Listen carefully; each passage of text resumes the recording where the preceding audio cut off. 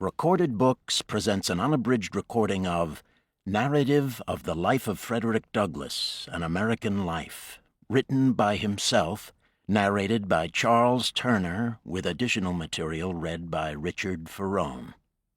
This book was first published in 1845.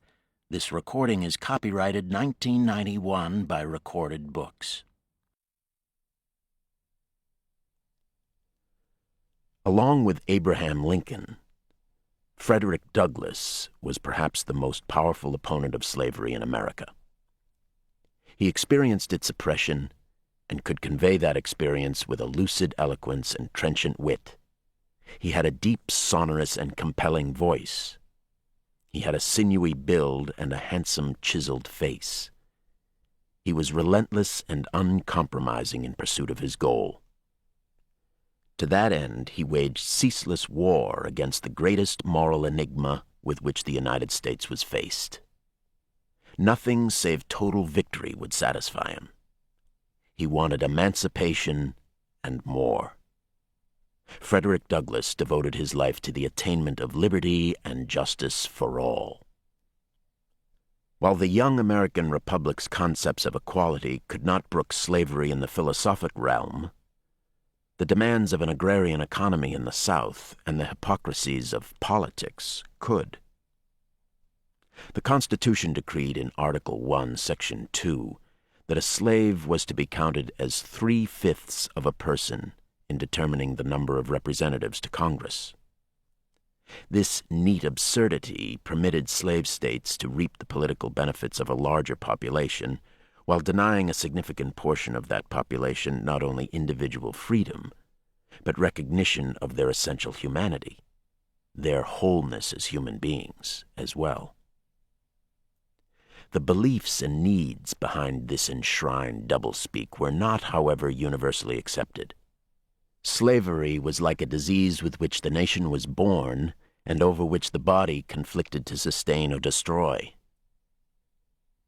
The Northwest Ordinance of 1787 prevented the establishment of slavery in an area that would eventually become the states of Illinois, Indiana, Michigan, Ohio, and Wisconsin.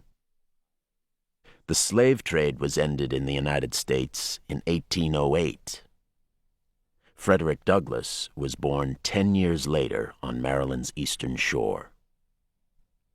He was born Frederick Augustus Bailey in the Bailey cabin on Tuckahoe Creek, which feeds into the Choptank River, thence into Chesapeake Bay.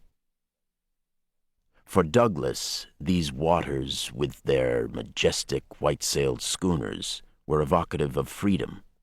The contrast with his grounded plight seemed a terrible mockery. He writes, "You are freedom's swift-winged angels that fly round the world. I am confined in bands of iron." The water, he imagined, would eventually bear him to freedom, as it had borne his ancestors to slavery. His mother, Harriet Bailey, was born a slave, a descendant of slaves who had resided in Talbot County, Maryland, for over 100 years. His father, he writes in the narrative, was a white man, though he never learned who. His father may have been his mother's master, Aaron Anthony, or his own, Thomas Auld, but his paternity has never been firmly established. Such parentage was not uncommon. Indeed, Douglass saw it as one of the inevitable and iniquitous pillars of slavery, as he writes in the narrative.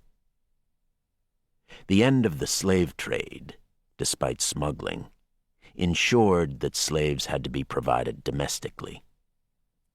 A master could exploit a female slave as both concubine and breeder of a valuable commodity, her children to be worked or sold. As the demand for slaves increased, a result of the tobacco trade and later cotton, the sale of a... To keep listening to this audiobook, I've left you a link in the description so you can do it, at no cost thanks to Audible's 30-day free trial.